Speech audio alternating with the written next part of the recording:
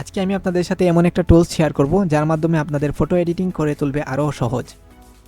এর জন্য প্রয়োজন হবে না কোনো সফটওয়্যার ইনস্টল করা, শুধুমাত্র একটা ওয়েব ব্রাউজার থাকলেই আপনি ফটো এডিট করতে পারবেন। এর জন্য প্রথমত আমি ক্রোম ব্রাউজার ওপেন করে নিচ্ছি। তারপরে আমি সার্চ বারে গিয়ে সার্চ করব MATCHAI, ম্যাচ এআই। তারপরে আপনারা দেখতে পারবেন এখানে একটা ওয়েবসাইট ওপেন হয়েছে। ওয়েবসাইটটা আমি ওপেন করব। দেখতে পাচ্ছেন এখানে ট্রাই ইট ফ্রি, আমি জুম করে দেখাচ্ছি, ট্রাই ইট ফ্রি।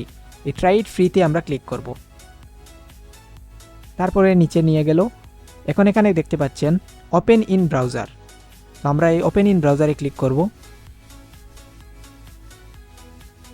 একটু সময় নেবে, বেশি সময় নিলে আপনারা এখানে রিলোড করে দিবেন। হ্যাঁ, দেখতে পাচ্ছেন এখানে ওয়েবসাইটটা চলে আসলো। এখানে আগে থেকে আমার একটা পিকচার আপলোড করা, তাই এটা এখানে শো করছে। তো আমি এখান থেকে 3 লাইনে গিয়ে ওপেন নিউ ইমেজ এখানে ক্লিক করব। এখান থেকে আমি এই পিকটা সিলেক্ট করব, তারপরে ওপেনে ক্লিক করব।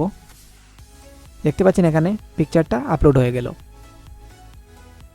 এখন আমি এটাকে সিনেম্যাটিক একটা কালার গ্রেডিং করব। অলরেডি এটাতে কালার গ্রেডিং করা আছে, কিন্তু এর মধ্যেও আমি একটু চাচ্ছি যে চেঞ্জ করব। আপনারা যদি নর্মাল পিকচার এখানে দেন তাহলে অনেক সুন্দর রেজাল্ট আসবে, আর আমি এখন এটা এডিট করে দেখাবো। এর জন্য আমি এখান থেকে সিনেম্যাটিক অপশনটা সিলেক্ট করব। দেখতে পাচ্ছেন এখানে সিনেম্যাটিক অপশন, তো এই ফিল্টারটা আমি ইউজ করব। এখান থেকে আমি যে সেকেন্ড ফিল্টার আছে ওই ফিল্টারটা আমি ক্লিক করব। দেখতে পাচ্ছেন অলরেডি কালার গ্রেডিং হয়ে গেছে। জাস্ট মাত্র 2-3টা ক্লিকের মাধ্যমেই কিন্তু আমরা ফটো এডিট করতে পারলাম। এর জন্য প্রয়োজন হলো না কোনো ভারী সফটওয়্যারের।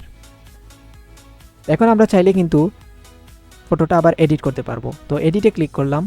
এডিটে ক্লিক করে আমরা এখান থেকে কালার চেঞ্জ করতে পারবো, কালার একটু লাইট বাড়াতে পারবো, লাইট কমাতে পারবো। তারপরে দেখতে পাচ্ছেন এখানে আরও কালার গ্রেডিং করতে পারবো। এখান থেকে আমি এই কালারটা চুজ করলাম। এখান থেকে আপনাদের মন মতো আপনারা কালার নিতে পারবেন।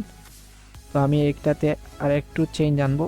দেখতে পাচ্ছেন আমি এটাকে চেঞ্জ করলাম, এখান থেকে আর একটু চেঞ্জ করলাম। ইচ্ছা মতো আপনারা এডিট করতে পারবেন। এখান থেকে আমি এই কালারটা একটু এইভাবে করে দিলাম।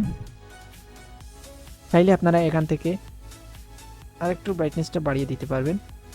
তো আপনাদের ইচ্ছা মতো আর কি এডিট করতে পারবেন, এখানে দেখানোর কিছুই নেই। এখান থেকে আমি ক্রসে ক্লিক করব, তারপর এক্সপোর্টে ক্লিক করে আমি পিকচারটা এক্সপোর্ট করে দিব। এটা আমার পিসিতে সেভ করলাম।